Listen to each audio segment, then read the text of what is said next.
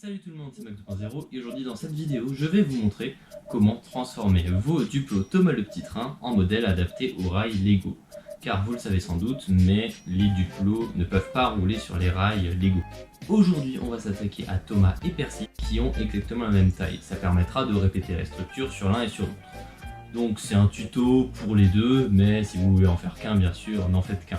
Ce que je vous conseille par contre, c'est soit d'utiliser un moteur 9 volts, soit d'utiliser deux barres techniques avec des roues de train, celle dans laquelle on met une barre technique.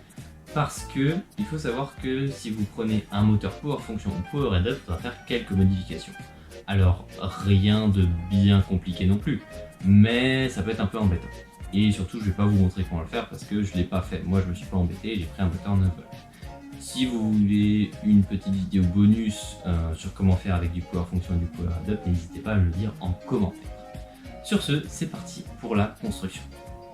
Pour ce mode, vous aurez besoin de pas moins de 28 pièces, à savoir un moteur 9 volts, deux side covers, deux aimants, une barre 1x8 rouge, une plaque 1x6 rouge, deux slope inverted 1x2 rouge, deux plates 1x2 rouge, une plate 2x6 rouge, 3 plates 2x8 rouge, 2 plates 1x2 noir, 2 plates 1x4 noir, 2 plates 1x6 noir, 2 plates 1x10 noir, ainsi que les 3 pièces qui constituent le corps de la locomotive. Que vous ayez choisi Thomas ou Percy, ce sera exactement le même montage.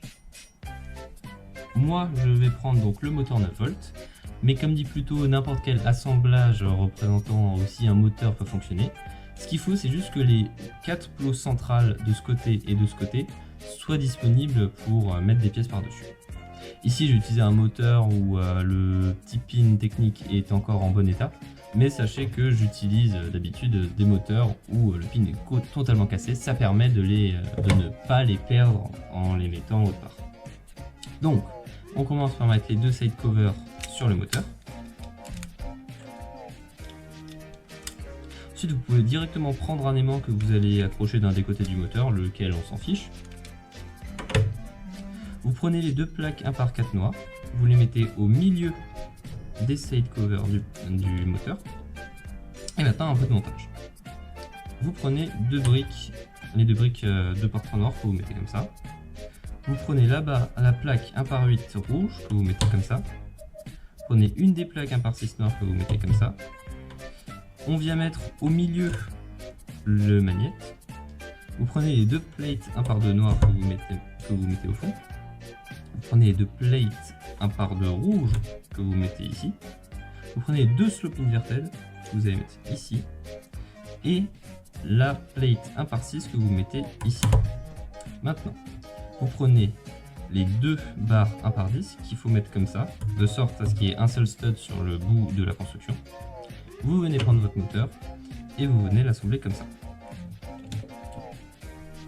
Donc il y a un décalage de deux plots, donc là c'est vide, mais il faut qu'il y ait ce décalage. Vous prenez ensuite la plate 2x6 rouge que vous mettez comme ça par-dessus. Vous prenez les deux plates 2x8 rouge que vous mettez ici et ici.